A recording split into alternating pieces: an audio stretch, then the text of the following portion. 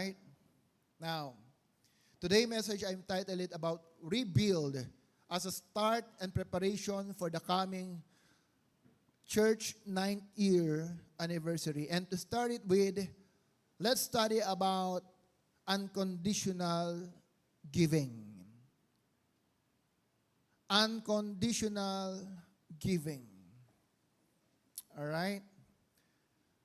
Two truths first to share with you. Number one, rebuilding won't thrive without appropriate resources. Rebuilding won't thrive without appropriate resources. Kung tayo po ay may mga program, project, or kung gusto mong magpaayos, or kung gusto natin magpaayos, magtayo ng ating tahanan, we plan ahead before the construction of the house. The first thing that we will check is, do we have enough budget to build the house? How much budget do I need? Magkano ba ang kailangan ko with regards to the kind and the quality of house that I should build? Madalas, it is common for those who are striving in success that they don't strategize in what they do. They don't plan ahead. Don't you know that one of the blessings that God always provides for His people is a property?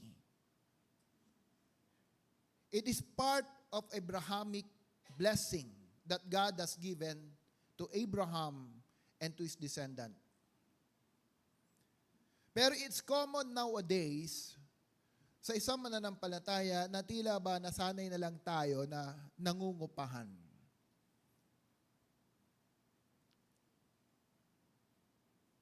Ang iba, nagkapamilya na, but they don't strategize, but they don't plan ahead how can they own their own land. That's why when we declare, the Lord, I sought the Lord and heard and He answered, we should understand what is the substance and the meaning of the word Lord. How can affect my life every time I pray, Lord, Lord? What should I do? And what should I expect? Kanina habang nananalangin si Ate Princess, pinakikinggan ko, sa kanyang panalangin, ilang beses niyang name-mention ang Lord. Most of the time, it's just a ritual for us, even in prayer, that we mention something that we really do not understand. When we speak Lord in our life, it should give significant impact in the way we live.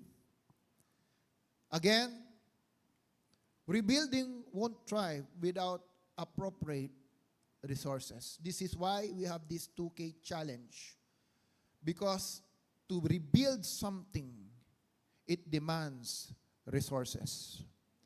And I do believe if we are moving as a family, and this is what the vision that God has given us, if that vision captured your spirit, we will challenge ourselves to have that sacrifice that in this rebuilding of God in our life, we will part of it.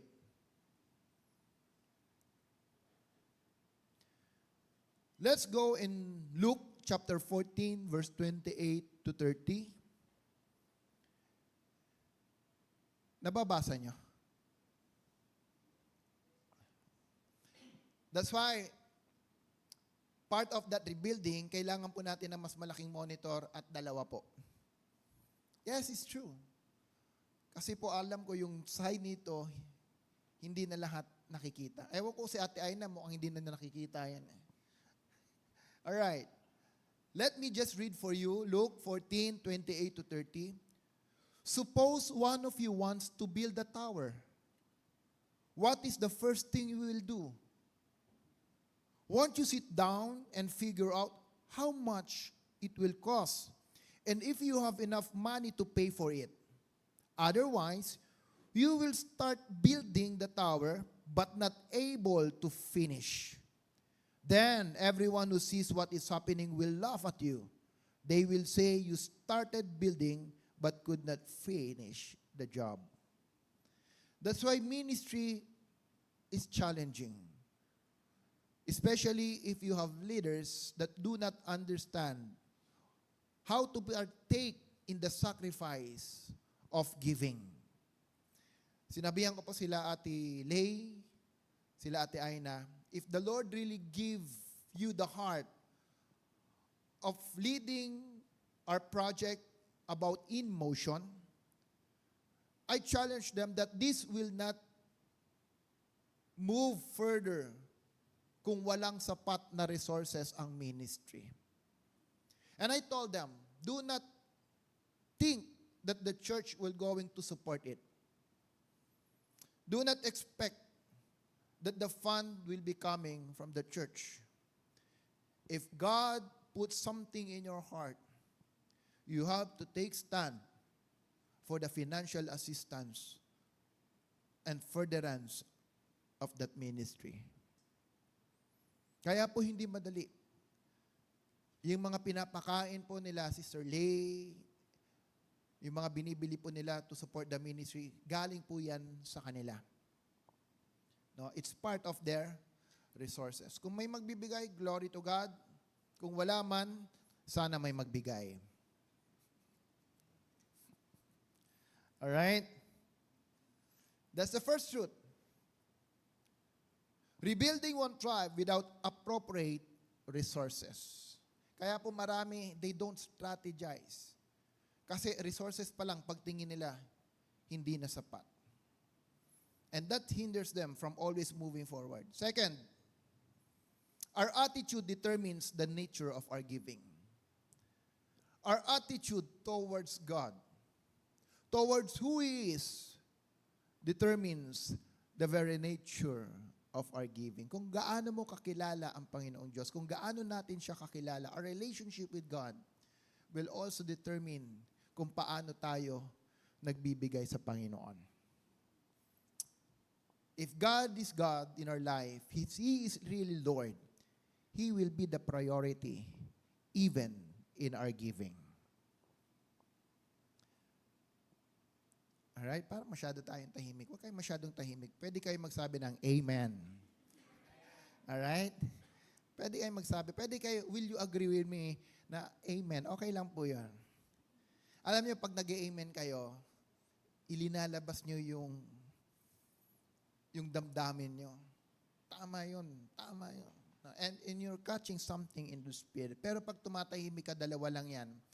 Either that nanggigigil ka, or something is happening in your heart. Alright? So, okay. There are practical reasons why people give. Mga ideal, natural things. Bakit ba ang tao nagbibigay? Number one, social connection. Nagbibigay ako because I want to establish connection with a person. My intention is to know you, to get in touch with you. No?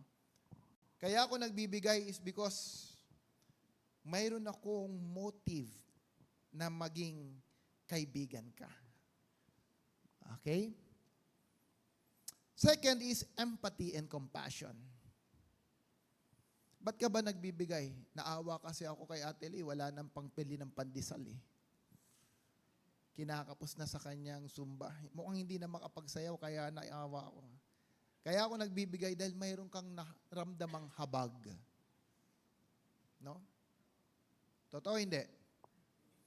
And most of the time when you are blessed, ang tingin mo sa katabi mo, hindi blessed, kaya magbibigay ka. Okay? So, out of empathy. Reciprocity. Magbibigay ako sa'yo dahil may ina-expect akong bibigay mo sa akin. Sometimes it's also our attitude with God. Lord, I will give para ganun din naman ibibigay ng Diyos sa akin. Or not. Bibigyan kita ng ganitong kalaki. Kaya pag hindi mo naranasan yung pagpapala ni Lord, pati yung pagbibigay, apektado. There was a church I know, I only heard the story somewhere in other country. Ang laging tiniteaching, ang daling turo is the abundance in giving your tithes and offering. Yung in return, it's a big church. It's a big church.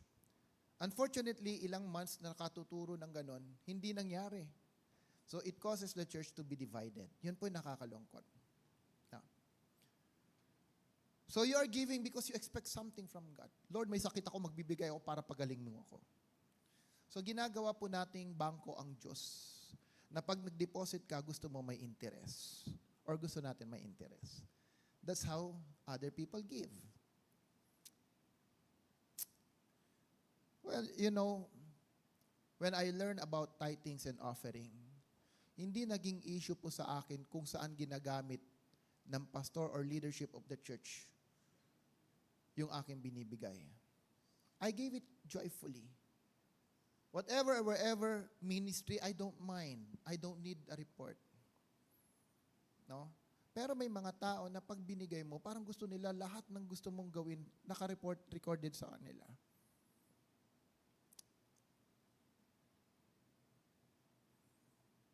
Because they expect something in return.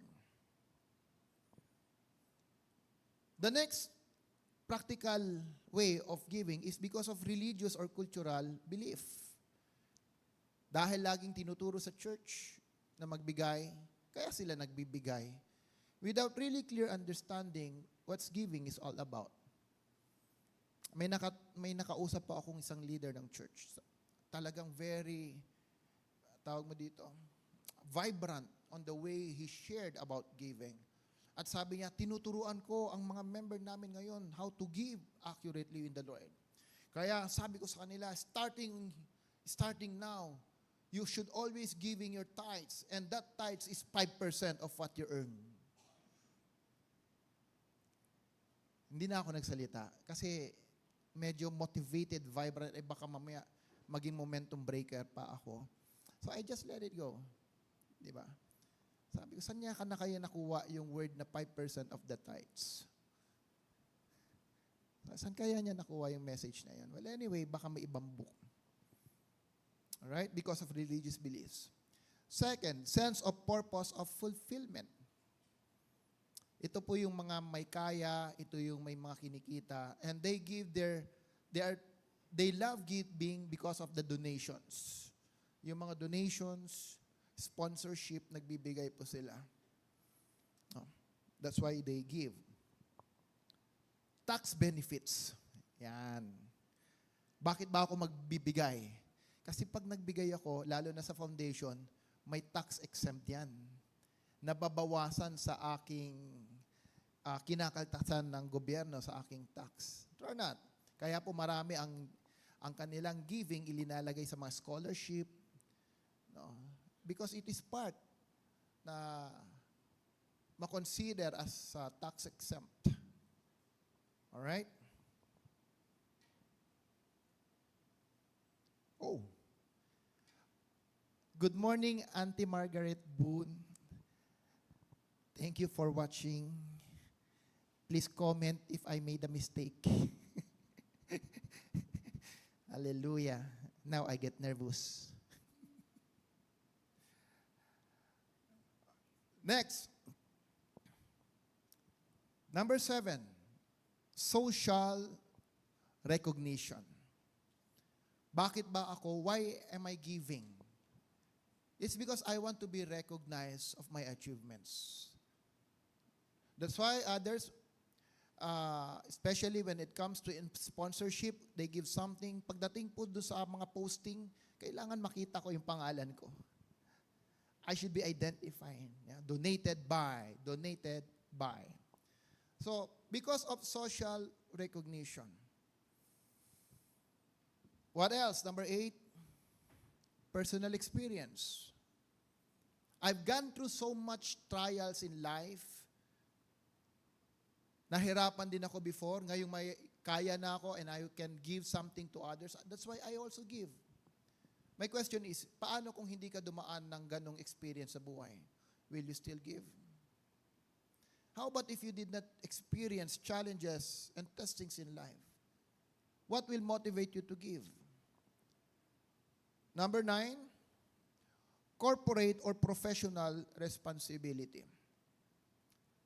Some businesses and professionals give to improve their reputations, fulfill corporate social responsibility obligations, or create goodwill among customers. So, there are so many other reasons why people give. But this is what I believe. This type of practical giving is not permanent. Everything has its own reason. Everything has its own limitation. When something happened to a person, any of this particular reason or condition may hinder him or stop him from giving the best and the right for the Lord. Pwede pong magkaroon po siya ng pagsubok and challenges in life. Magkaroon po ng changes sa kanyang ginagawa. Then, all of this will affect the giving of the person. This is why in Matthew 21, verse 1 to 3, this is the main context of our message today. That when Jesus and His disciples came near to Jerusalem, sabi ng Panginoon, mayroong donkey dyan na nakatali, untie them. Untie the donkey. And when somebody asks you why you're untying it, tell to that man, the Lord needs it. To be honest, this message was inspired to me when I'm hearing the message coming from Dr. William Foon. I was inspired by how people look at the way in their giving. So when the Lord needs them, let's first understand what is the meaning of Lord. How can we define Lord? Lord in Greek means kurios. The original translation of the Bible, the New Testament, is in Greek. And the Lord means kurios. At ang ibig sabihin ng kurios is supreme in authority. Supreme in authority. He is the supreme owner of everything. Okay? Siya po yung mayroong otoridad sa kanyang pinagahariang domain. At siya rin po ang may-ari ng lahat ng kanyang pinagaharian. Alright? Now, He also controls everything in that domain. The word Lord appears approximately 7,836 times in New King James Version and 6,700 times in NIV, which in the Old Testament referring to God or Yahweh or Adonai. But in the New Testament, the Lord pertains to the Lord Jesus Christ. Well, in the Old Testament, since the Son and the Holy Spirit has not been completely revealed, listen, every time the word Father is mentioned in the Old Testament, it also refers to the Father, to the Son, and to the Holy Spirit. So if Lord was used to designate for God, meaning when every time that we speak the word Lord, you are telling yourself that what you have and everything that you have, it is God who owns it. Lahat ng mayroon ka, lahat ng pag-aari na mayroon ka, the one who really owns it is the King who have dominion over our life. Amen?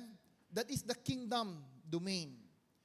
If we are telling to ourselves that we are part of God's kingdom, Jesus is the King, He is the Lord of Lords, everything that we have belongs to Him. Not just the 10%, not just the 5%, not just the 20%, everything that we have belongs to the Lord. That's why when you pray, Lord, Lord, you also believe and declaring to yourself, everything that I have belongs to you. Kaya wag na po natin pag-usapan, magkano ba yung dapat kong ibigay? Is it really 10%, 5%, 20%? No. Because everything that we have belongs to God.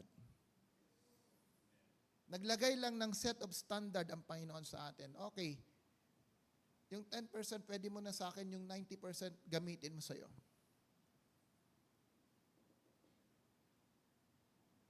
But it doesn't mean that 10% is the one that only belongs to God. Parang sinasabi natin, how about your life? How about my life? To whom my life belongs?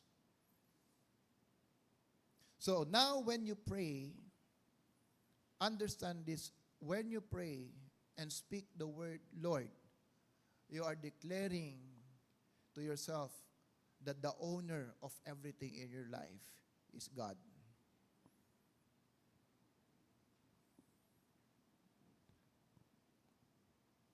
There are three types of people who come to Jesus.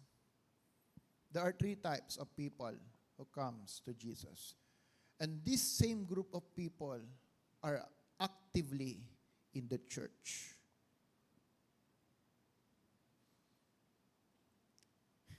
Siguro sa sideways lang ako. Okay lang ba? Magsa-sideways lang ako. Mayroon ako kasing nabasa kanina. Makulit to eh. I-share ko nga sana sa inyo. Sabi dito, babala. Makinig kayo po. Wala yan. Nabasa niya na ba yan? Makinig kayo. Warning to sa church. Baka maging parte tayo nito. Babala. May fraternity na bubuo sa mga churches ngayon. Narinig niyo na yan? Sino nakarinig niya? Wala? Makinig kayo ha. Baka mamaya mayroong isa dyan sa katabi mo na part ng fraternity. Dapat ngayon pa lang ma-address na natin to. May fraternity na nabubuo sa mga churches ngayon. Aktibong silang kumikilos sa mga churches. At kapag hindi natin ito naagapan, ay di malayo na maraming churches ang maghihingalo hanggang mamatay ang gawain ng Diyos sa lahat ng dako. Sa panahong ito ay maaring may mga member na ang bawat simbahan na tuluyan ng sumapi sa frat na ito. Very alarming. Ito po ang kanilang pagkakakilanlan. Gusto niyo malaman yung pagkakakilanlan nila? Gusto niyo malaman? Ayaw niyo? Gusto? Ito po ang kanilang pagkakakilanlan. Mga palatandaan ng isang mananampalataya ay tuluyan ng sumapi sa frat na ito. Iisa-isahin ko. Iisa-isahin ko. Para alam nyo, frating nahuhuli sa pagsamba. Frating absent sa mga pagsamba. Frating may dahilan kapag uutusan. Frating umiiwas sa mga gawain. Frating nakaupo habang gumagawa ang iba. Frating busy kahit walang ginagawa.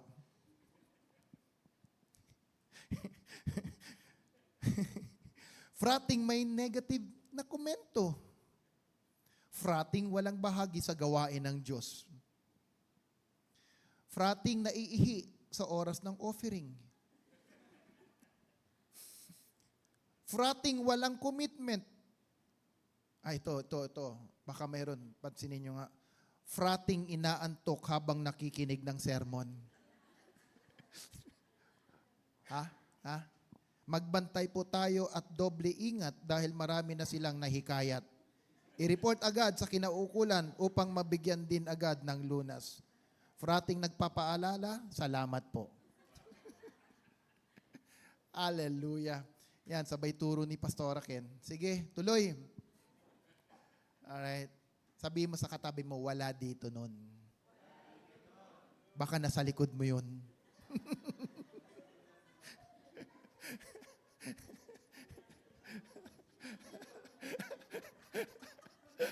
Kaya sabi ko kayo, huwag kayo umupo sa likod, laging sa harap. Simula next week, alam nyo na kung saan yung position ng pag-upo.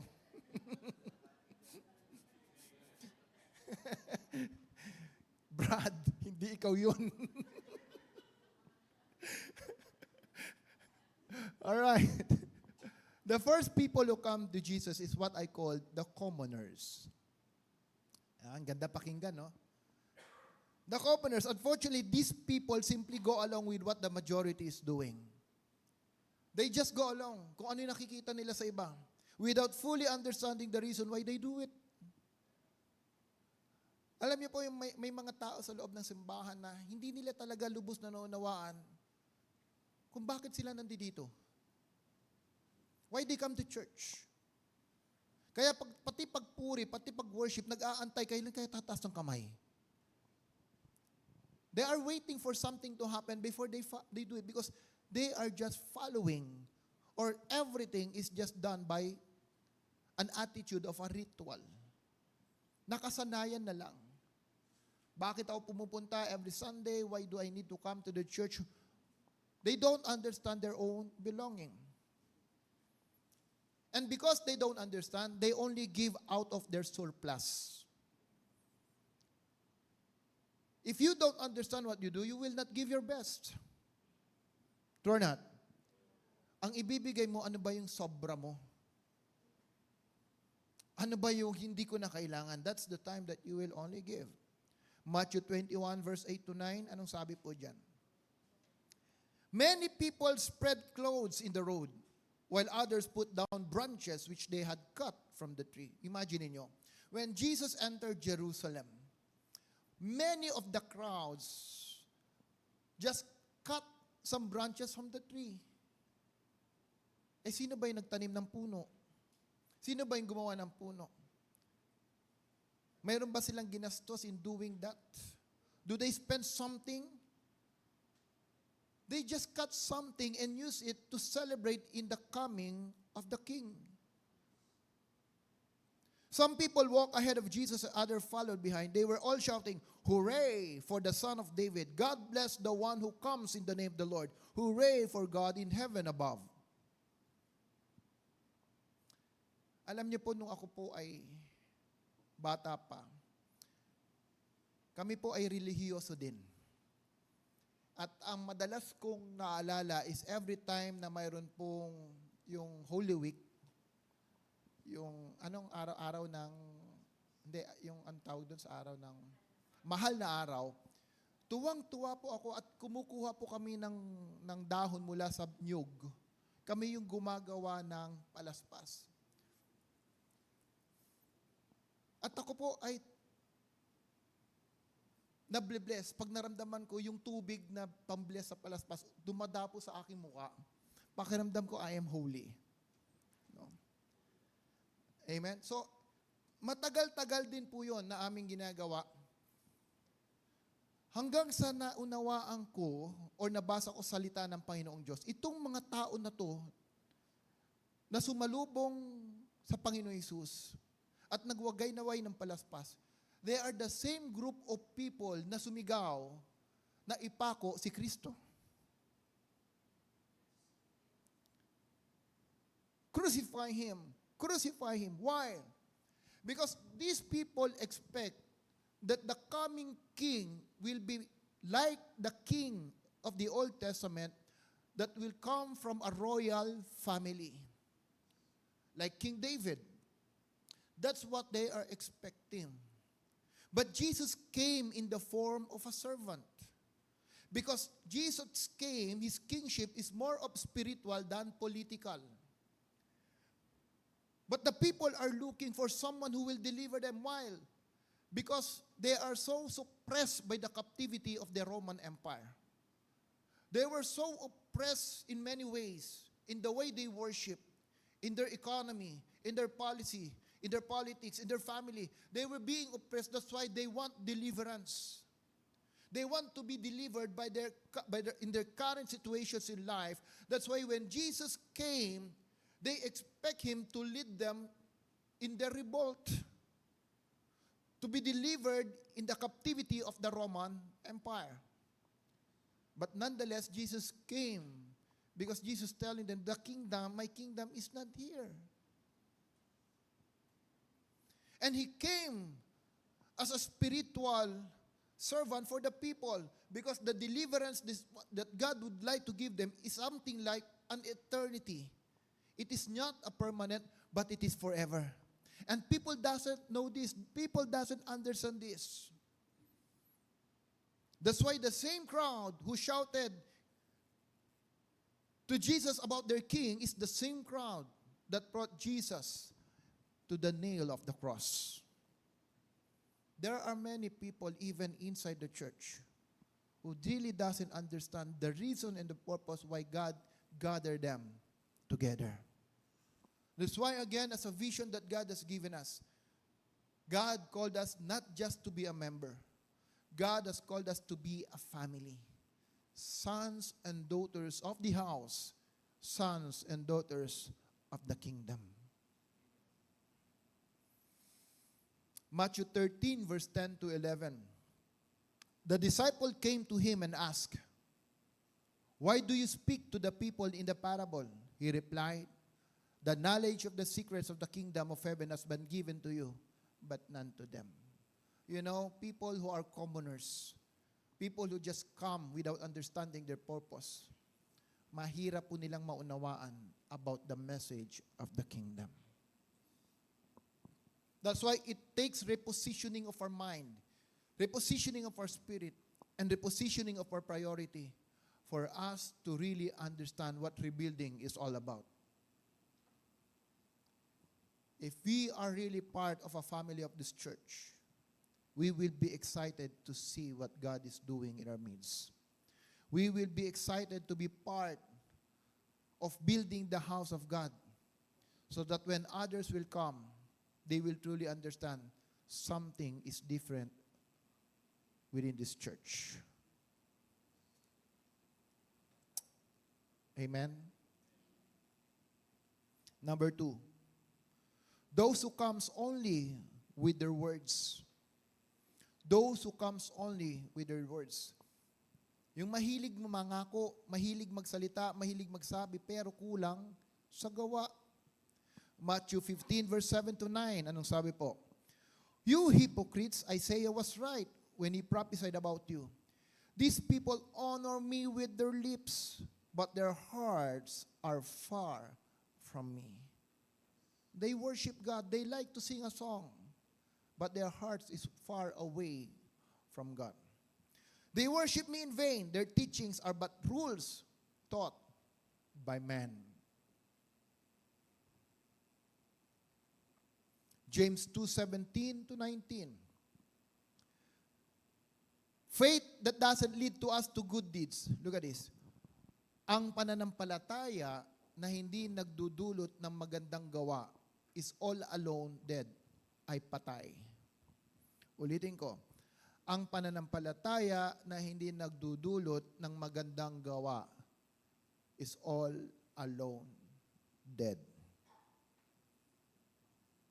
We are saved by the grace of God, the unmerited grace that Jesus has done on the cross. But because of this grace and the love that we experience,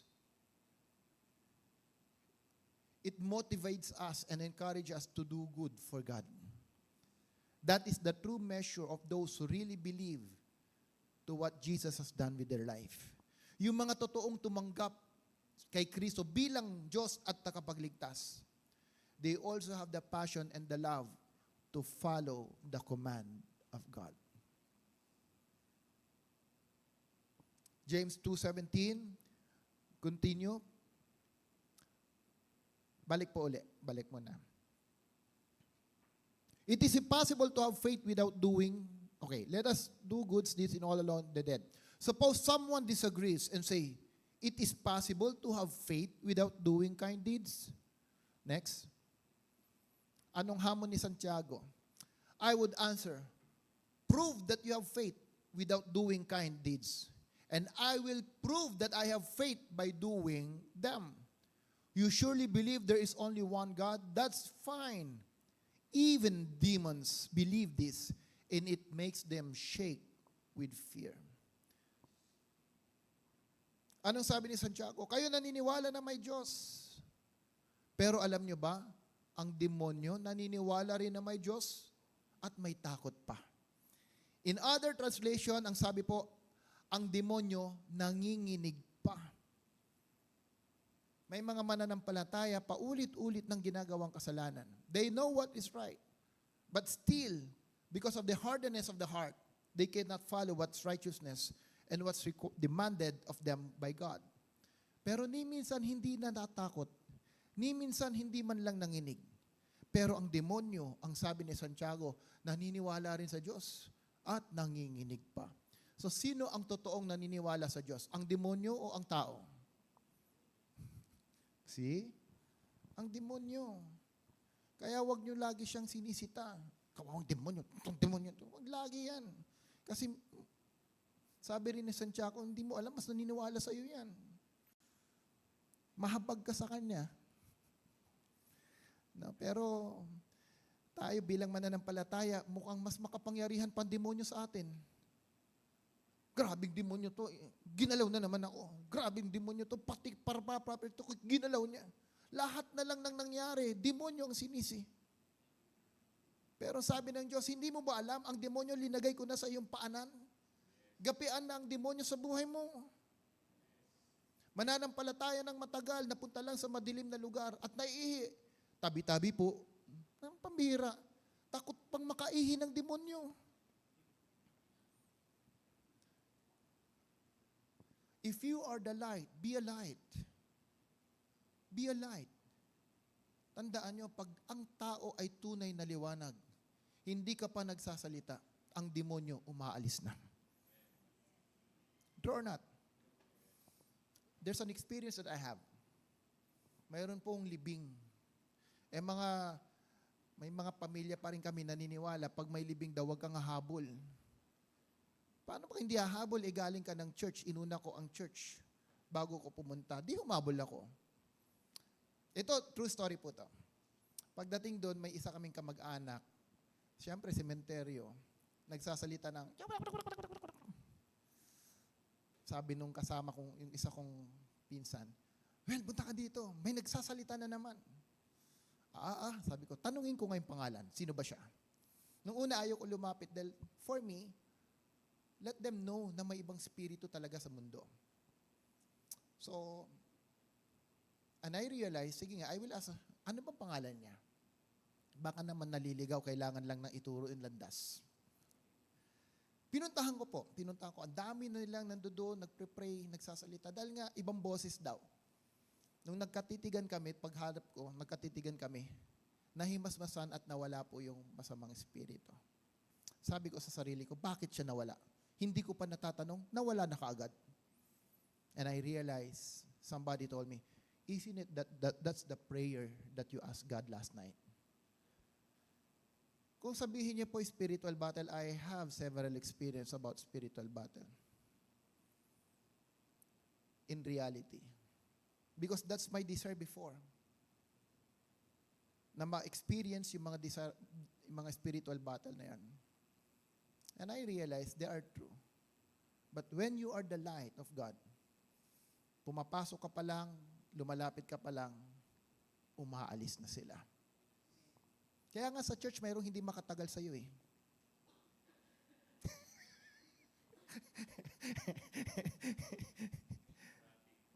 Prating. Alright? So that is our condition in the eyes of God. If you are the light, be a light. Remember this. Kung tayo po ay nasa liwanag, ang Panginoon Hesus lumalapit pa lang.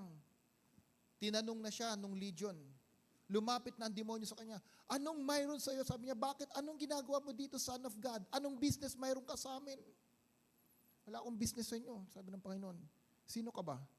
I am Legion, for we are many.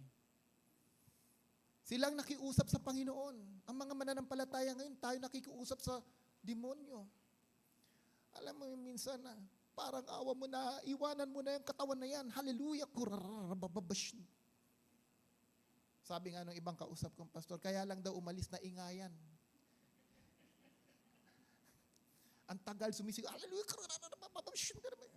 Sobrang ingay na. Lumayas na yung demonyo. Kaya nung tahimik na ulit, bumalik na naman. Pagbalik ng tao, ganun pa rin. Walang pagbabago. Because when a person is saved, remember this, the house is clean. You have to allow the Holy Spirit to come and stay in that house.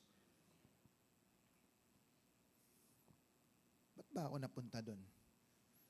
Okay. So, those who comes only with their words. Ibig sabihin, kulang po sa gawa. Kulang sa action. Number 3, hallelujah. Can you give me just 10 minutes? 10 minutes lang. Sorry, late na naman. Okay? Sobra na naman pala.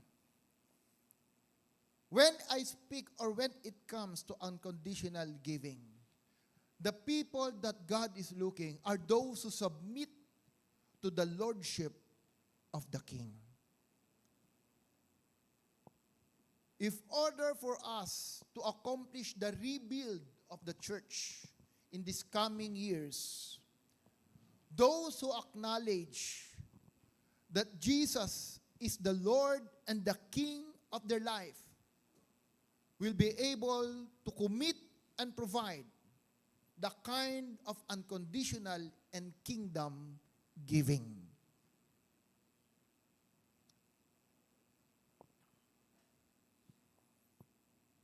Matthew 21:3, if anyone asks you, why you are doing that, just say, the Lord needs them. Unless you acknowledge the lordship of God, you cannot give your donkey. Do you know, during that time, ang donkey po, ito po yung main source of transportation ng mga tao. Ito po yung kanilang ginagamit. Not only in transportation, yan po ang ginagamit nila to do business. Dahil po ang donkey is very strong, especially in a challenging condition.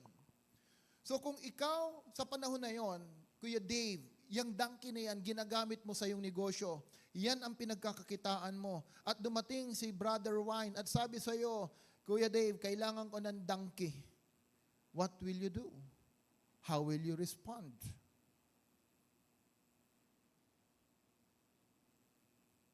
Brother Wine, ba't mo kinuha yung donkey ko? At sinabi ni Brother Wine, the Lord needs it. If you don't acknowledge Christ as your Lord and Savior, you will not give the donkey, Brother Wine. Pambihira naman, ang dami naman donkey dyan, may kabayo pa, yun na lang unahin mo. Magnenegosyo pa ako. Marami pong donkey ngayon. Why other people never come to church every Sunday? Why? Because their donkey is their work. Their donkey is their job.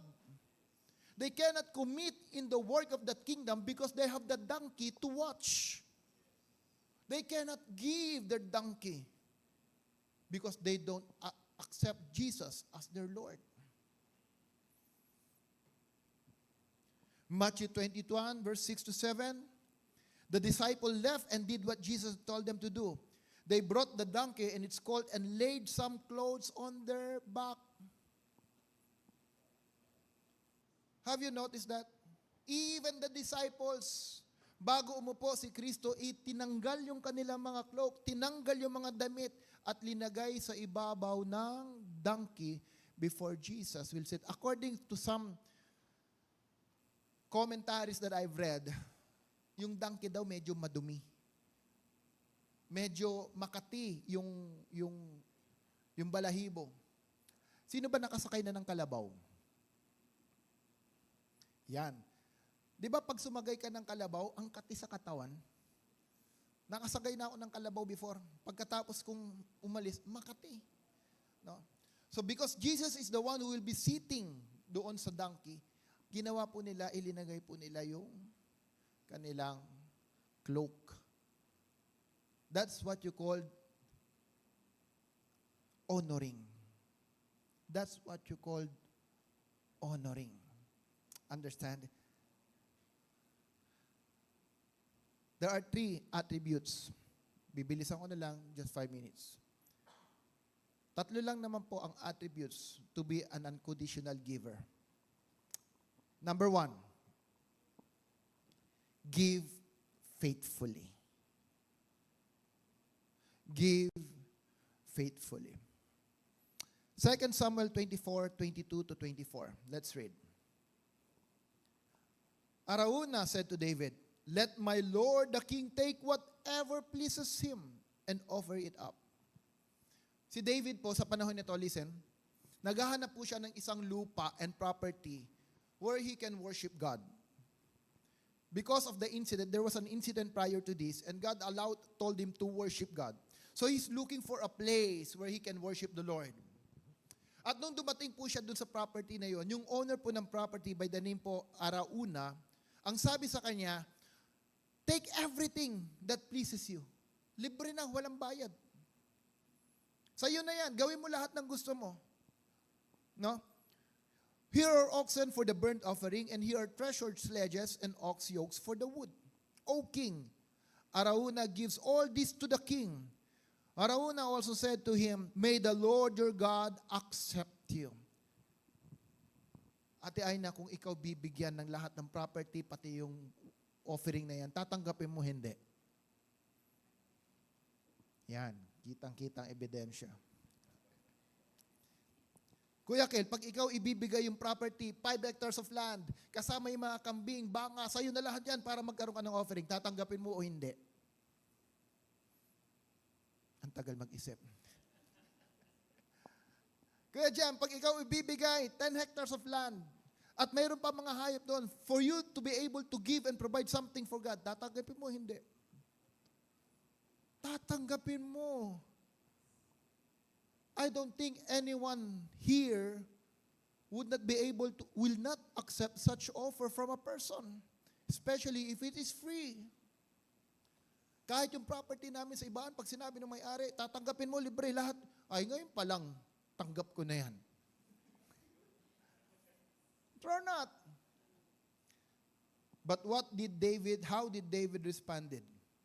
The king replied to Arauna,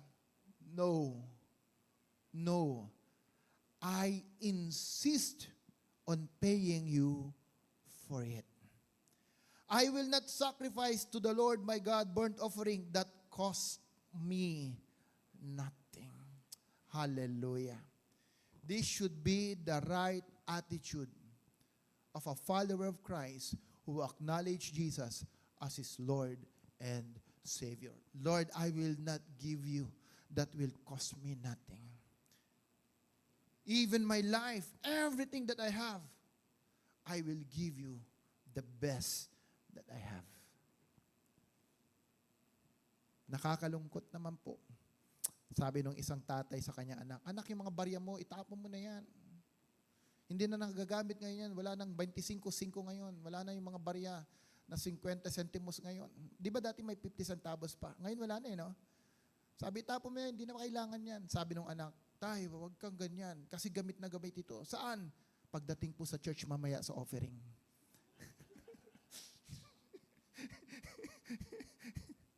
Sometimes that's how we think to God. And then we acknowledge and we say, "Lord, Lord." When you prayed, "Lord, Lord." But we never understand. Every time that you say, "Lord," you are telling to God, "I own everything that you have." 2 Corinthians 8:1-5. My friends, we want you to know that the churches in Macedonia have shown how kind God is. Look at this, verse 2. although they were going through hard times and were very poor. Listen, there's a church in Macedonia who always support the ministry of Paul. At ang sabi po ni Pablo, they are going through hard times and they are very poor. Say, very poor. Mayroon bang very poor sa atin? Will you accept that you are very poor? I don't think right now in our midst, there's someone whom we can say he is very poor. Look at the conditions in the life of the people during the time of Corinth. Why they are very poor? Look at your history. Go back to your history and understand what kind of life do they have. Minsan tayo, konting problema lang. Apektado na yung pagbibigay. But these people, Paul is saying, they are very poor. But in spite of their condition, they were glad to give generously. Hallelujah. Kaya pag nagbibigay, nakangiti. That's why when you give your 2K challenge, make a smile. For God love a cheerful giver. Habang nakangiti ka. Kasi naalala mo, hindi naman ako very poor. Sila nga masayang nagbibigay. How much more that I give with gladness. Amen? They gave as much as they could afford. Hallelujah. They gave as much as they could afford. And even more, simply because they wanted to. Biruin mo, hindi sila inutusan. Kaya sila nagbibigay dahil gusto lang nila. Sabi mo sa katabi mo, sana all.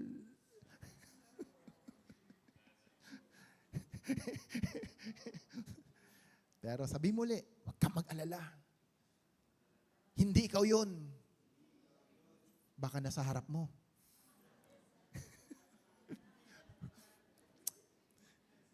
Wala palang lusot, Kuya Jay. Harap at likod, para yung mayroon. Next verse, please. They even ask and beg us. Pambihira. Saan ka nakakita na mahirap na, nag-initiate na, sila pang nagmakaawa?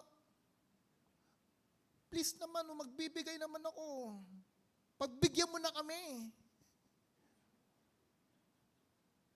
Saan ka nakakita ng ganyan? Hirap na yung tao. Sila pa ay nagmamakaawang, Kuya Jem, pagbigyan mo naman, magpapagbigay ako sa iyo. Parang sa atin ba ganun? Please lang magbigay na kayo. Parang awa mo na. But the Macedonian people of God, I'm just reading to you the word of the Lord. This is the word of God. Go back to your Bible. Walang dagdag at bawas. Even us begged to let them have the joy of giving their money for good, for God's people. And they did it more than we had hoped. Hallelujah. They gave themselves first to the Lord, then to us, just as God wanted them to do. Listen here. Now, this is the key. Anong sabi ni Pablo? They gave themselves first to God. And then to us. When you have the right relationship with God and the right relationship with the people of God, your giving will always be in abundance. Because you understand the needs and you will carry the heart of God. I will not give anything to God that will cost me nothing. That's why, as young as they are, I've already teaching my children, the moment you have been blessed, put God first.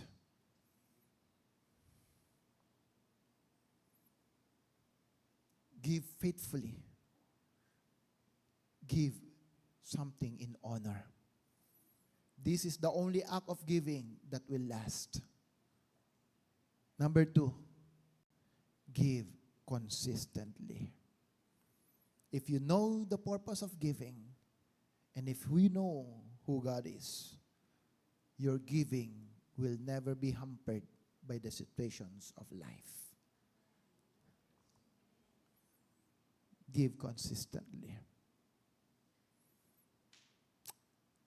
Hindi na po aangal si Brother Wine sa akin. Pastor, wala pa tayong budget eh. Gawin mo na to. Kulang pa po budget. Ganon. Alam niyo po, to be honest, let me just open my heart to you. Okay lang. Okay lang. Last night, nag-message si Sister Lay sa akin. Sabi niya, Pastor, mayroon pa ba tayong tinapay bukas? Bakit? Kasi wala na po tayong budget. Ganon. Ang unang respond ko kay Ate Lay, kung walang budget, di wag na, kaysa pipilitin natin.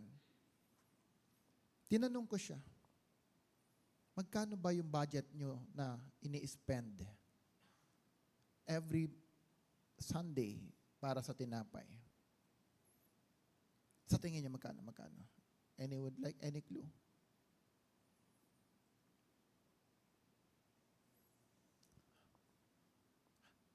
$500. Sino pang gusto manghula?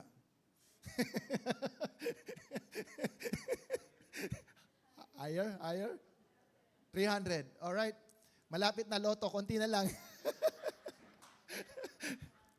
Alam mo, sabi po sa akin ni Sister Lay, 250 pesos.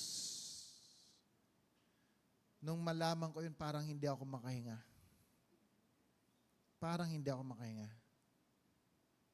Nag-emoji na lang ako, umiiyak. Sabi ko ay Sister Lay, bibigyan kita ng pera. Bumili ka ng pagkain bukas. Church, understand this. Every time that you give for God, it is spent wisely for the ministry of God.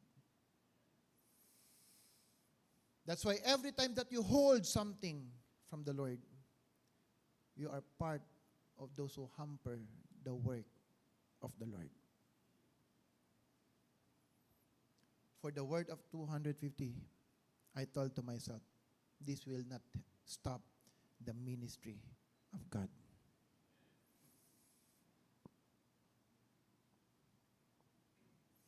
For such amount, how can we think of rebuilding if the simple amount of 250 pesos, we have a challenge. We don't need so much people to build what God is needed for us. Jesus only focuses on the 12. They were able to touch the nation. I do believe when the culture of the church become right, when our spirit become right with the Lord, blessings and supernatural resources will become our portion. Give increasingly. Give faithfully, give consistently, give increasingly. Why give increasingly? Sapagkat tayo ay buhay, and everything that has life, it grows. People of God, narinig ko to kay Pastor Wilbert. Sabi niya, kung ikaw araw-araw nakakakain ka pa rin ng 3 beses sa isang araw, ibig sabihin, may pagpapalang tinatanggap ka sa Panginoon. And that should give you enough reason to give your best to the Lord. Give increasingly. Here's the challenge. Paghirap kang magbigay ng 500, I challenge you. Mas mahirap kang magbigay ng 1,000, 2,000, 3,000. How can God give you 1 million na pag kinumpute mo, 100,000 kaagad ang ibibigay mo? Kung sa 200, hirap kang magbigay. That's why we are the one who is holding the blessing that is supposedly for us because God knows our heart. God knows na hindi rin masisira rin tayo because of greed when God bless us in the wrong time. Kaya po pag ako sumweldo, and I don't give yung barya, pag sinabi mong 275, sabihin na natin sumweldo ako ng 12,625 pesos, kukumputin ko yung 10% nun hanggang sa barya. Kaya ang tides ko, 1,625 pesos. Kung wala kang 25 pesos, di hirap na hirap ka ngayon. No. When I give it as a whole. Baka naman, round up ko na lang, pastor. Yung pagtawid na ground up, naku, pabalik. 1.3, pababayan. Ang whole number niyan is 1. We are wise. No? I don't. When I learn about the principle of giving, I would rather give the best and exceed what I receive to the Lord than I will give just the exact amount. Again, 10% is just the measure, but it doesn't mean that it is the standard that we should follow. Hallelujah. Malakay chapter 3 verse 8 to 12. Will a man rob God? Kaya bang pagnakawan ng tao ang Diyos? Yet you are robbing me, says the Lord. How have you robbed you? In tithes. In tithes and ang akala lang natin sa tithes. But the Bible is reminding us, even in your offering, you can rob God. The question is, can you really rob God? Can you really rob God who owns everything? Remember this, God created everything out of nothing. In sense, we cannot rob the Lord. But in spirit, in our obedience, in our life, we are robbing the principles of God in our life. You are cursed with a curse, for you are robbing me, the whole nation of you. Bring the whole tithes into the storehouse, so that they may be food in my house. And test me now in this. Test me now in this, says the Lord. Look at this.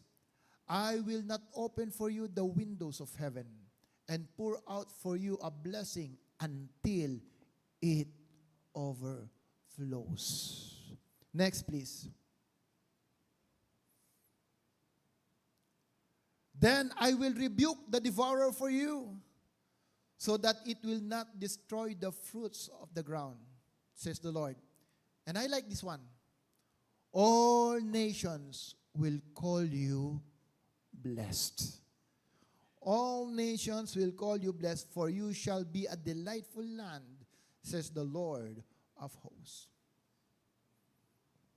There is such spiritual substance in giving. Remember this. Giving right to God is just 50% of the totality of our success. 50%. But as I reminded you a while ago, do not give because you expect a blessing from God. Give because you honor God. Give because we claim that God is the Lord over our life. That's why don't give if you struggle. Pray and ask God, Lord, give me a cheerful heart. But this is what I believe. If God says, when you give, all the nations will call you blessed. When you wake up in the morning, you are healthy and have no any sicknesses, that's already a blessing from God. Yung wala kang sakit, malakas ka, yung kumakain ka, nakasamang pamilya mo, it's already a blessing from God. And there's no other blessing. Write this down, take note of this. There's no other blessing that God will give you except the one that Jesus has already laid on the cross. Wala nang mas malaking pagpapalang binigay ang Diyos sa atin kundi ang ibigay ang kanyang bugtong na anak sa cross ng Kalbaryo para tayo ay magkaroon ng buhay na walang hanggan. So what still kind of blessing that you expect from God if Jesus already gave us His life?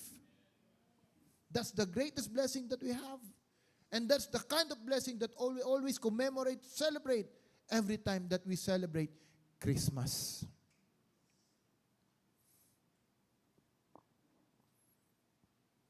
Second Chronicle chapter 31 verse 8.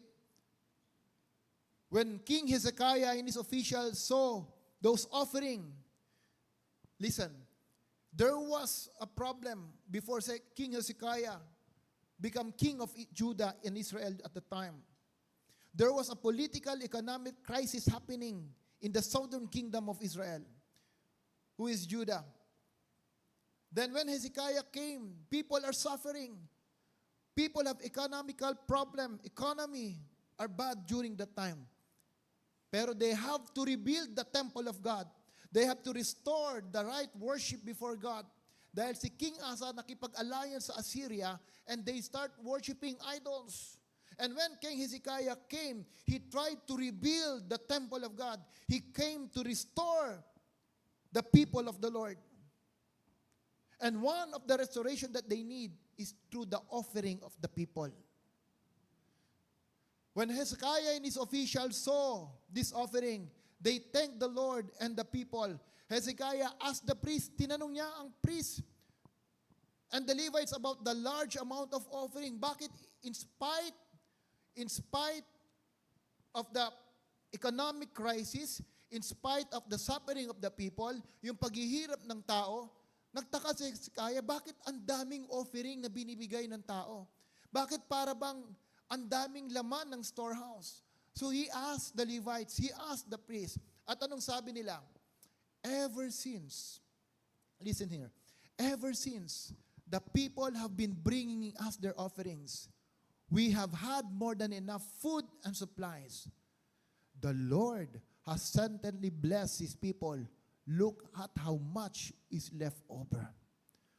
When the people responded to the call, when the people start acting, God respond to the need of His people. God responded to the need of people. People of the Lord, again, many of what I am preaching right now to you seems so spiritual. Maraming marahil nag-iisip, mararanasan ko ba yan? Totoo ba until now yan? Remember this, people of God. The God whom we serve is the same God yesterday, today, and forever. What I believe, if God can do it to His people in the old days, the Lord can, how much more the Lord can do it even until our time. We are living in the end, in the last of the last days. Many are being surprised by what's happening now in the calamity. Alam nyo ba, ang climate ngayon, ang Saudi is nagyayelo na. There are places, yes. Tingnan nyo po ang news ngayon. Ang Saudi na dati po ay desert, ngayon po ay puro yelo. Ang Dubai na hindi nakaka-experience ng flood, they were flooded a couple of months ago. There are places who never experienced typhoon and now they have typhoons. Even in Philippines, for the first time, ano po nangyari doon sa Bicol? They were flooded and they never expected it. Something is changing. Something is changing. And us, as a people of God, we have to hurry up. Kailangan po tayo nagmamadali in order to accomplish what God has desired for us. In conclusion, let's all stand up. Can you read this together with me? Poverty is beyond the lack of material possessions. Rather, it is the deprivation of spiritual maturity. May I repeat? In conclusion, poverty is beyond the lack of material possessions. Rather, true poverty is the deprivation of spiritual maturity. Hallelujah. Before I close in prayer, Ate Kat, can you lead us and let us sing the song, the last worship song?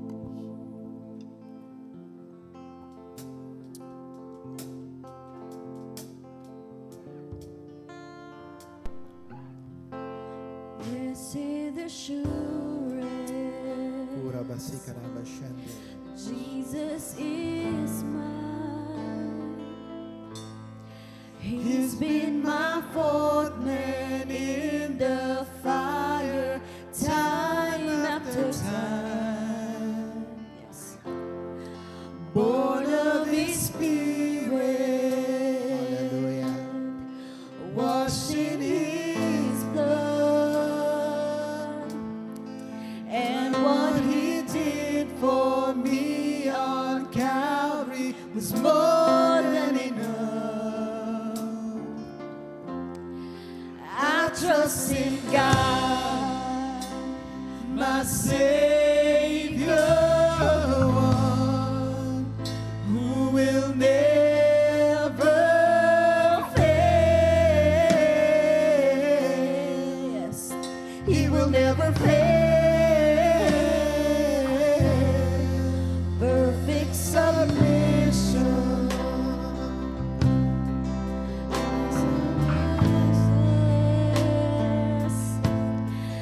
I know the author of tomorrow has ordered my steps. So this is my story,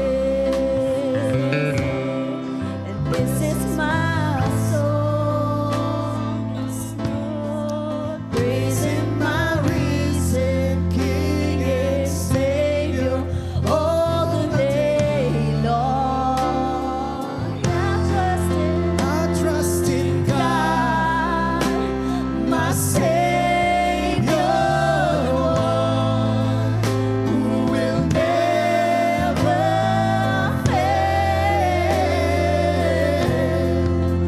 He will never fail. I trust in God, my Savior, who will never fail. He will never fail. I trust in God, my Savior, who will never fail. He will never fail.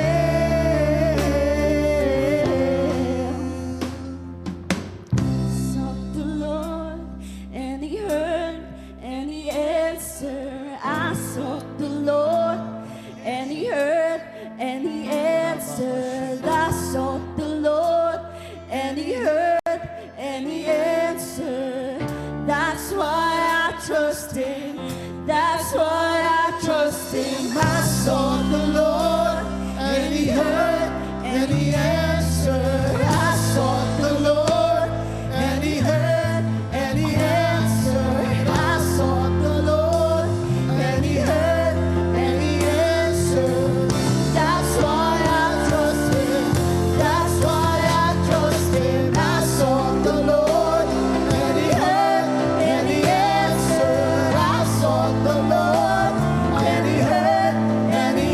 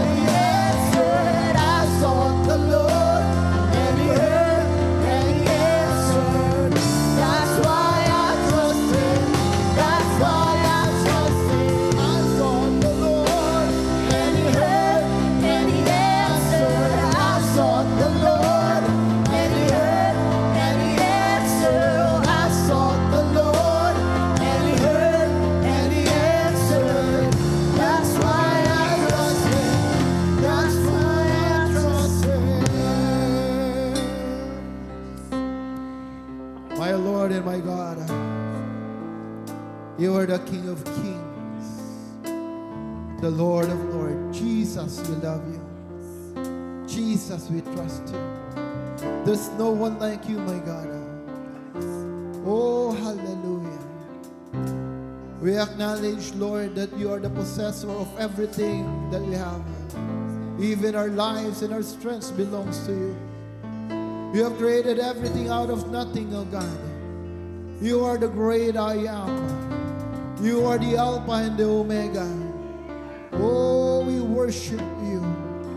We give you glory. We give you honor, oh God.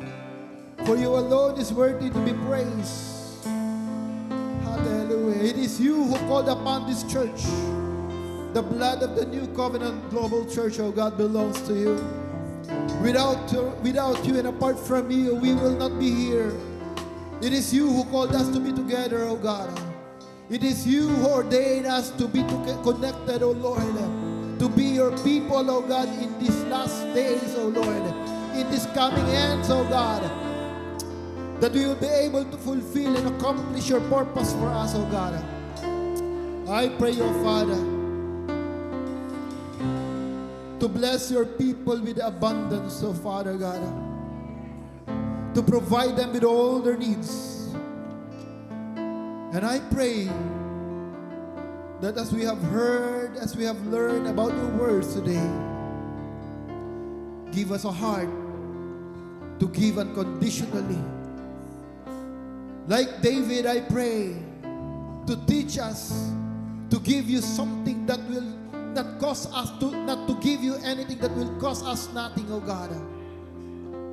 But like David, oh Lord, when we give, we will give our best. We will give everything that we have. Teach us, empower us by your Spirit, that when we give, we will give faithfully. We will give consistently. And we will give increasingly. Bago pa man kami, Panginoon, na makapagbigay, naniniwala kami na ikaw muna ang siyang nagbigay sa aming mga buhay. That's why there's no reason for us to give our best. Because what you give is always the best. Salamat, Panginoong Diyos. And as we commit to you the season of rebuilding, the coming years of rebuilding everything in this church, Lord, I pray, do not allow us to lack resources. Do not allow that your work and ministry will be hindered and hampered because of the lack of resources, oh God. But instead, oh Lord, let there be supernatural abundance that will come upon this church. And everyone who will connect, everyone who will support the mission and the vision that you have entrusted us, Lord, I pray, let there be supernatural increase and blessing that will overflow in the life of your people. Salamat, O Panginoong Diyos. Now, as we learn from your word, and as you empower us by your Spirit, help us to act and execute the season of rebuilding. Salamat, O Panginoong Diyos. Let's all raise our hands to the Lord. May the Lord God bless you and keep you. May the face of our Father in heaven shine upon you and give you peace. May the Lord lift up his countenance to you, and the grace of our Lord Jesus, the love of the Father, and the communion of the Holy Spirit be with you all. And this I pray in the name of the Father, and of the Son, and of the Holy Spirit. Amen, amen, and amen. God bless people of the Lord. God bless BNCGC family. Jesus loves you.